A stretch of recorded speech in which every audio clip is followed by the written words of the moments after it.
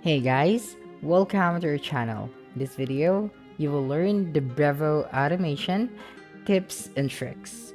So first is you have to make sure that you have open your web browser and go to brevo.com and then logged in or sign up for an account. Okay, and then you'd be directed to this dashboard right here. So using the search bar at the top, you just have to type out brevo.com. Right here at the left side, go to the automation section. Okay, and then just click on this create your first automation, since this is our first time to create an automation using Brevo. In here, you'll be able to see this page. Now, for the automations we built for you, you've got the abandon cart. So send a message after your contact abandons a cart. For the marketing activity, send messages based on whether contacts open or collect an email campaign. Product purchase, send a message when a product is purchased on your website. Have the anniversary date, send a series of messages based on a special event or birthday. And of course, the welcome message, so send a welcome message after a subscriber joins to your list. For the improved engagement, right here you have the welcome message, the website event, the marketing activity, and of course the anniversary date. And for the increased traffic, you have the marketing activity as well, page visit, website event, and transactional activity. And for the increased revenue, you've got the abandoned cart, website event, product purchase. For the build relationship as well, you've got the welcome message, marketing activity, and anniversary date. And of course, if you want to create your own automation, you can use the classic editor. So you can use this one, and then here you have to name your automation. So we're using the classic editor, and I'm going to name this one as notice. And right here you just have to explain what your automation is about in a few words. So here under the description, for example, important due date of bills, so you can just type out simple words like that, and then after that just have to create automation. Okay, so just click on this option, this one at the bottom right of your screen, and then you'd be redirected to this page. Okay, here you can add an entry point, so just click on to add your first entry point, and then you also have here to exit and restart the workflow. So when you click on it, you just have to select an entry point to your workflow. You've got the email activity, contact details, a contact submits a form, an event happens, and then website activity.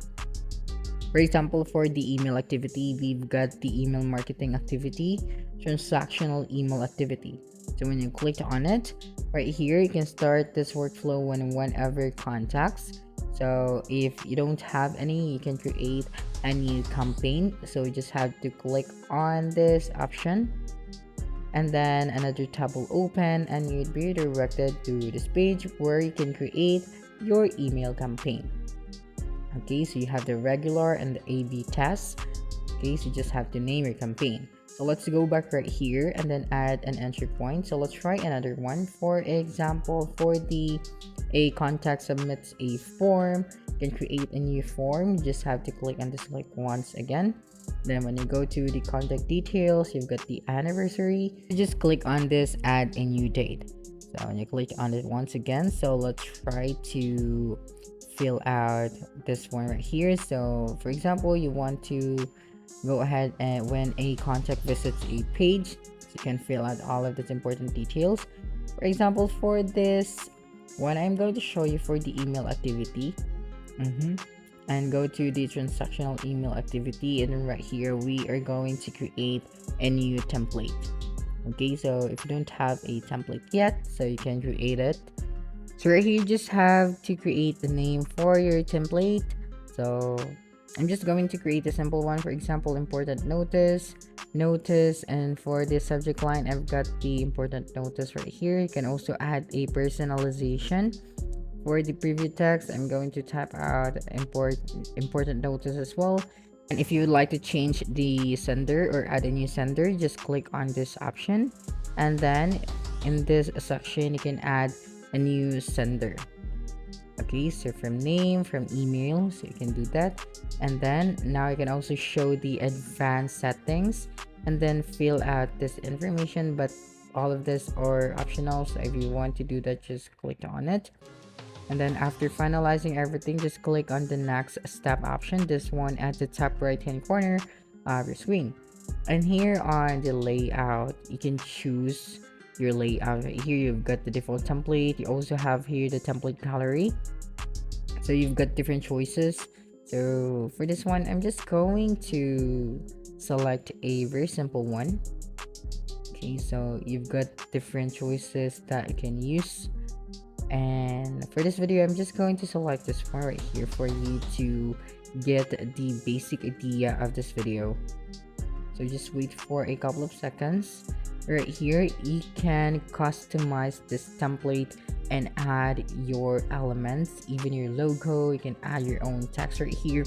For example, I would like to remove this logo, this one at the top, so you just have to click on it and then just click on the delete button or the delete icon. Okay, so you can now upload your own image or your own logo.